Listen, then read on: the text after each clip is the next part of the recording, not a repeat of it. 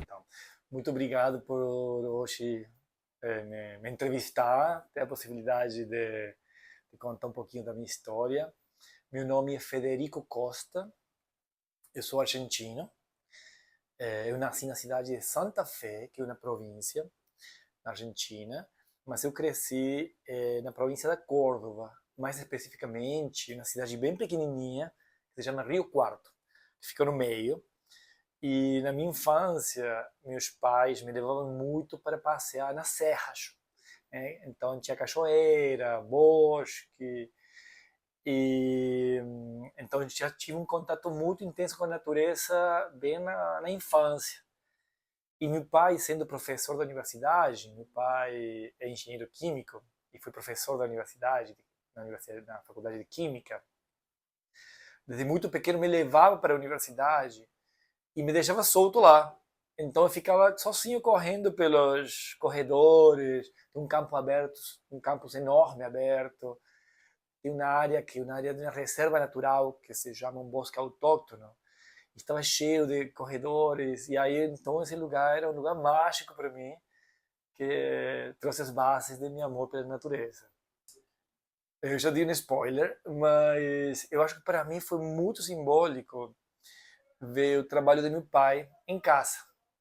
Então meu pai na universidade dele dava aulas e ele tinha um laboratório onde fazia algumas experiências, mas em casa, como ele tinha muito interesse em engenharia dos alimentos, ele sempre estava pesquisando alternativas para alimentos alternativos. Então, na verdade, naquele tempo não existia o término punk, né, das plantas que se podem consumir. Então eu me lembro ele tentando fazer uma fórmula para tirar leite de cardo, que é uma planta de lá, quando estava começando a se produzir soja, como fazer a desativação da soja.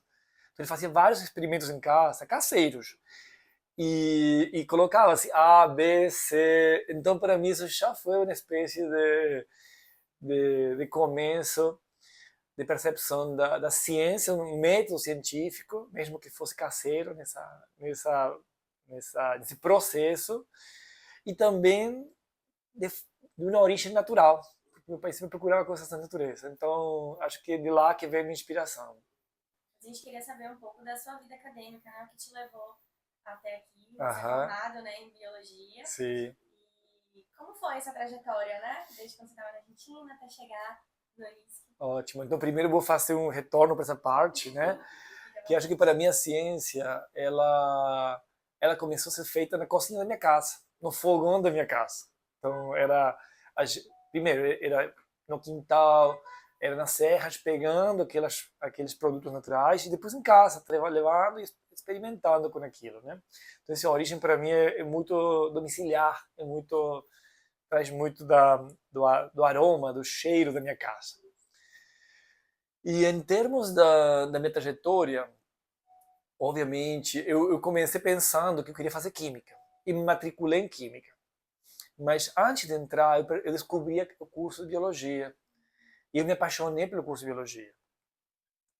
Então, eu fiz minha trajetória estudando biologia e durante o percurso da biologia, eu comecei a ter uma inclinação para a preservação das áreas naturais.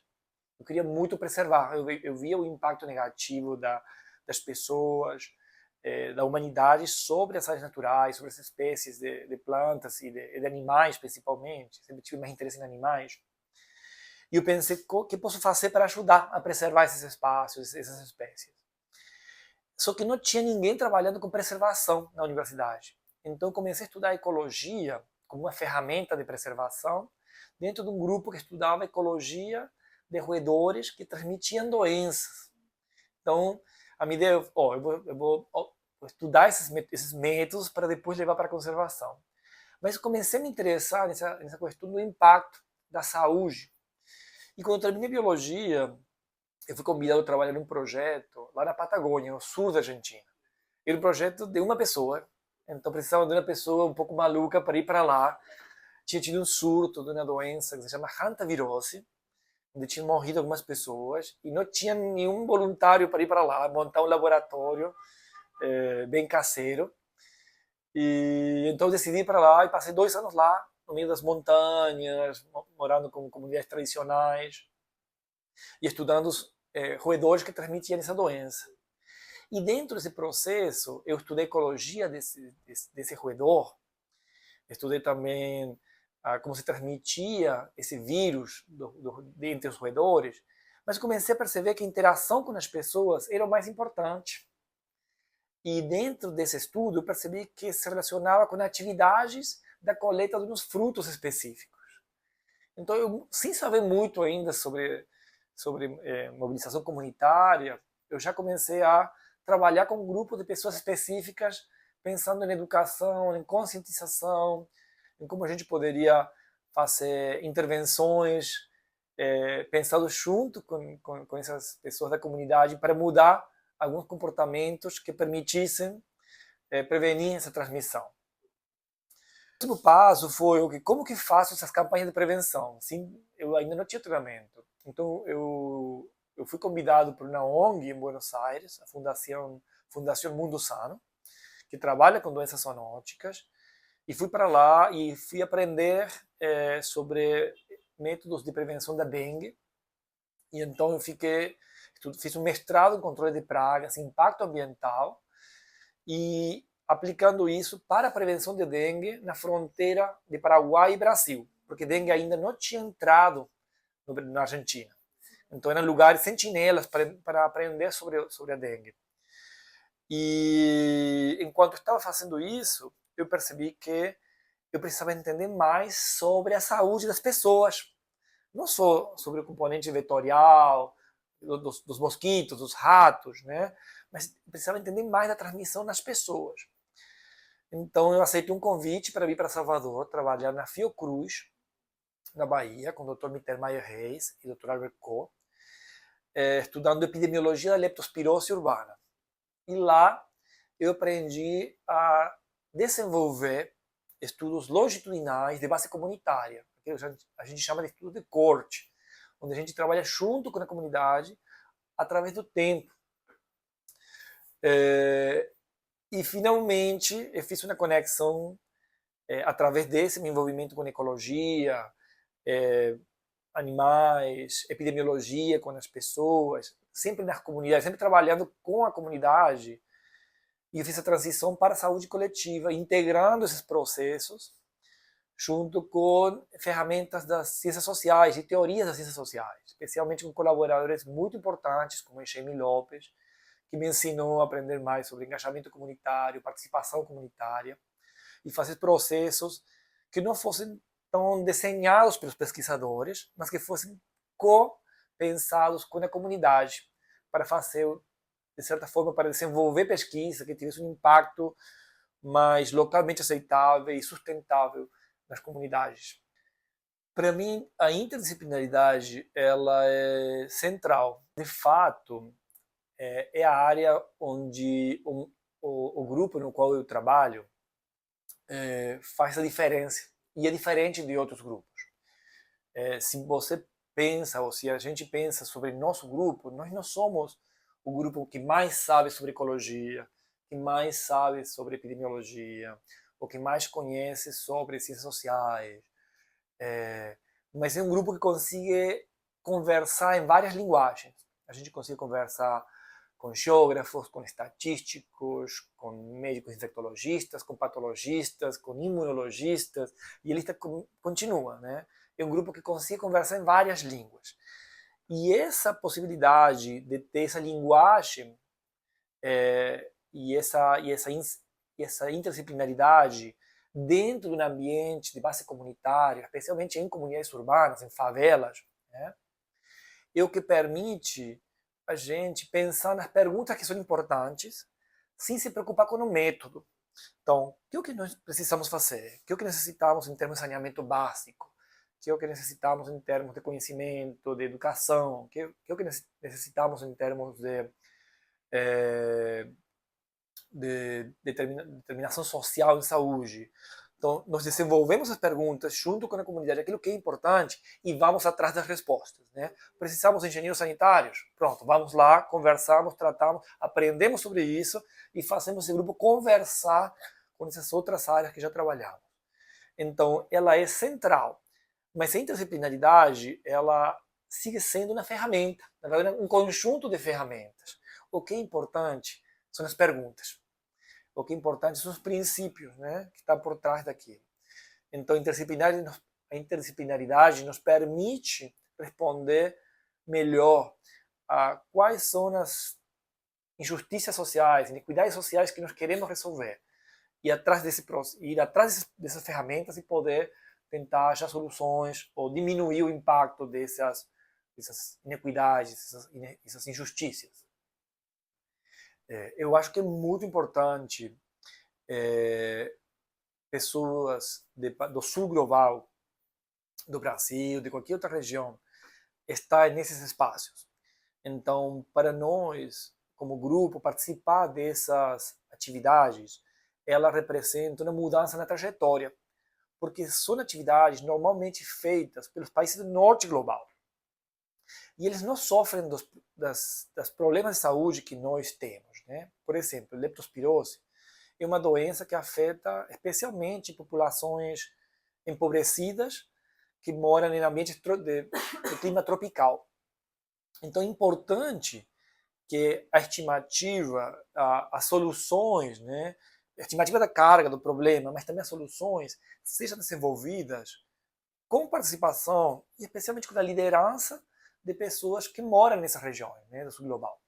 Então, nosso grupo tem trabalhado na estimativa da carga da doença, mas também em outras atividades muito importantes, como, por exemplo, treinamento para diferentes países que sofrem do problema. Nosso grupo tem feito treinamento na Tanzânia, em Nepal, Indonésia, Malásia, Nicarágua, Honduras, Barbados, uma série de locais. E essa comunicação e essa troca de experiências permite identificar estratégias de prevenção enfim, que venham a prevenir a doença mais eficientes que quando vem de cima para baixo, do norte global, que não tem experiência nessas doenças. Então, em termos de desafios, eu acho que os desafios são os mesmos que a ciência apresenta em geral, um pouco mais aprofundados, né? Falta de financiamento, falta de editais, de visibilidade. Por exemplo, a leptospirose, ela nem sequer entra na lista de doenças negligenciadas da Organização Mundial da Saúde. Então é muito difícil você pleitar uma agenda política da saúde voltada para uma doença que não aparece nem sequer na lista das negligenciadas. Mas eu acho que o buraco está mais embaixo. Por quê? Porque essas doenças são negligenciadas, ou não estão nem como negligenciadas, porque elas representam uma ferida da humanidade.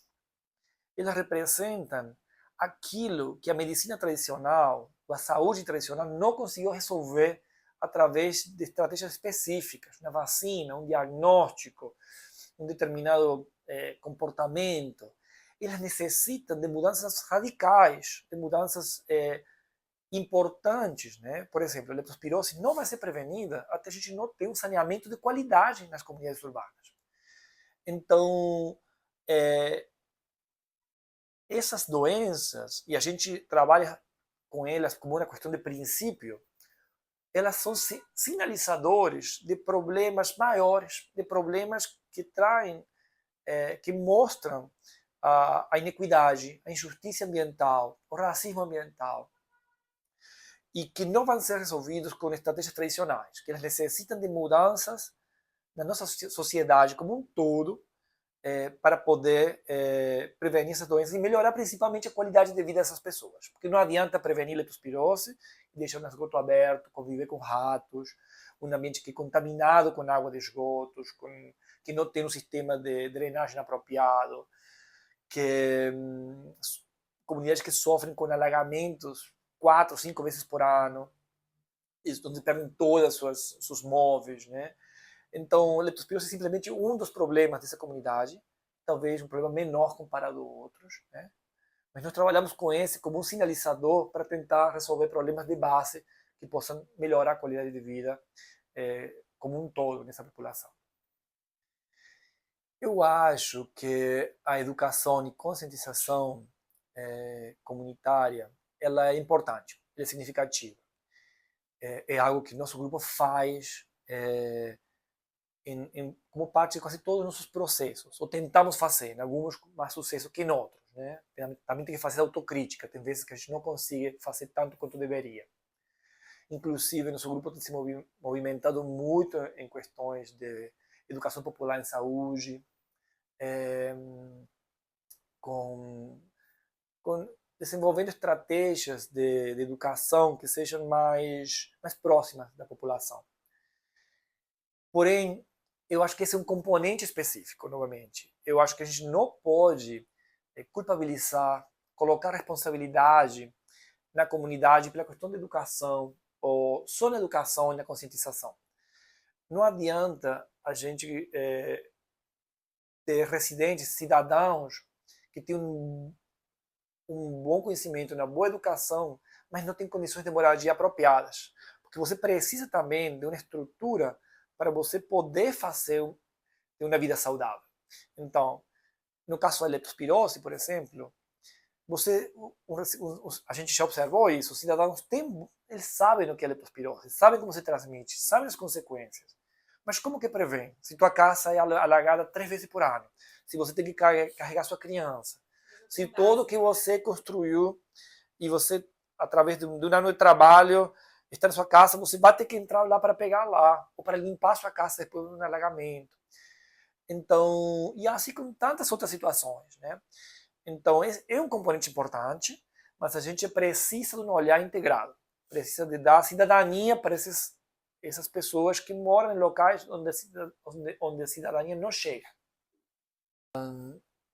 Então, eu acho que eu já dei um spoiler sobre as mensagens importantes. Eu acho que o primeiro é não se apegar com tecnologias. E você pensar qual é a pergunta. E voltar para as perguntas importantes. Né? E a partir dessas perguntas, entender quais seriam as possibilidades que podem ser feitas para lidar com essa problemática. A segunda é algo que me levou 20 anos, mas que é um processo importante, que é, se a gente vai trabalhar no meio ambiente, a gente não pode deixar sempre de conversar e participar, não só conversar, participar ativamente de processos que sejam relacionados à ciência, mas junto com as pessoas que moram no local. Então, isso é algo que nosso grupo faz agora como cotidiano, mas que não foi sempre assim. Que algumas vezes já foi mais vertical, com pensamentos onde pensamentos foram desenvolvidos na academia, que depois foram conversados com os residentes locais. Né? Então, essa é outra mensagem. Estar sempre próximo e entender o conhecimento local, beber dessas fontes, que é lá onde moram as soluções. O terceiro, tem muita resiliência, porque o ambiente não é fácil, é uma carreira que é longa, que é desgastante e que requer muita vocação. Então, ser resiliente e cuidar muito da sua saúde, sempre com alegria, com beleza, procurar a arte, a beleza no nosso dia a dia, para poder sempre ter esse olhar amoroso nos processos não só de pesquisa, de trabalho, mas de sua vida, poder ter essa troca amorosa e cuidadosa com as pessoas e com o meio ambiente onde está sendo feito o trabalho. Agora, falando um pouco do que você construiu durante sua carreira, que a gente sabe que não é pouca coisa, a gente pesquisou. Como você gostaria que sua história fosse lembrada dentro da ciência brasileira? Ok, isso é muito interessante. Já me perguntei muito isso. Recentemente fiquei encantado com uma filosofia de vida de uma nação tradicional australiana, o povo Anangu, que fica no meio da Austrália, no deserto, um ambiente bem árido, né? E eles têm uma filosofia onde, após a morte, eles não sentem a necessidade de ser lembrados. Para você fazer parte desse ciclo natural, de fato você tem que ser esquecido, você tem que voltar para a natureza. E eu achei isso tão belo, porque dentro das seus princípios, eles têm muito cuidado com aquela fonte de água, com aquele recurso, com aquelas plantas, porque fazem parte do dia a dia, e os recursos são escassos. E se a gente preda sobre eles, a gente faz um impacto negativo. Então, o melhor que você pode fazer não é ser lembrado, é você sustentar aquilo e manter aquilo. Então, e voltar para a natureza. Então, eu tenho perdido um pouco desse interesse em deixar grandes memórias, lembranças. Mas se eu mantiver um pouco da vaidade, eu acho que eu gostaria de pensar que o trabalho que eu faço deixou um legado não do nome, mas de um trabalho coletivo, primeiro, como um grupo, que acho que é uma marca de nosso grupo. Nós trabalhamos muito horizontalmente, você vai ver participação de todas as pessoas que trabalham que moram na comunidade, pessoas que trabalham na comunidade, estudantes de iniciação científica, mestrado, doutorado, pós-doutorado, pesquisadores. A gente senta na mesa e temos discussões bem horizontais. Acho que esse é outro ponto que gostaria de ser lembrado por essa troca e trabalho coletivo. O terceiro ponto que eu acho que eu gostaria de pensar que eu consegui fazer uma diferença é na transição de um modelo de estudo, de pesquisa, marcado mais por lideranças mais internacionais, formadas em países do norte global, por pesquisadores já formados em academias latino-americanas, com estudantes que vêm das comunidades, que vêm das massenas da população que não tiveram acesso tradicional, pessoas negras, muitas mulheres, pessoas LGBTQIAPN+, e, e, e eu me vejo um pouco como uma transição desse processo, ainda como uma pessoa que reflete um pouco o modelo antigo, o homem branco, né? Mas que está deixando uma marca em outra direção. Então eu me vejo um pouco nesse processo. E finalmente eu espero ser lembrado como um bom cidadão, um bom colega, um bom orientador, um bom pai. Eu acho que a gente tem que se voltar muito de novo para a filosofia dos povos originários, porque essa civilização tem mostrado a capacidade de conviver com a natureza, preservando o espaço e conseguindo conviver de uma forma saudável, espiritualmente, com a natureza. Então, enfim, acho que Ayrton Krenak é uma pessoa que a gente não pode deixar de ler nunca. Tem tantos outros pensadores, mas eu acho que é o lugar que a gente tem que mirar, é olhar para onde a gente tem que ir. São as nações que mais estão sofrendo, que mais estão sendo apagadas, que mais estão sendo exterminadas sistematicamente, porque elas representam a última resistência de aquilo que a gente tem de mais rico, né, no Brasil e no mundo. E eu acho que a ciência tem que fazer um esforço para entender mais e poder dialogar e aprender e se aliar a eles, né, porque eu acho que é lá que moram as respostas para um futuro melhor. Eu queria agradecer muito, senhor. É um prazer para a gente estar aqui e uma Okay. inspiração para a gente. Muito obrigado. Para seguir carreira aí. Com toda certeza. Não só na trajetória, mas eu acho que na filosofia de vida, nos pensamentos. Foi assim uma aula à parte. A gente teve esse privilégio. Mas a gente cometeu tanto erro que você não faz nem ideia.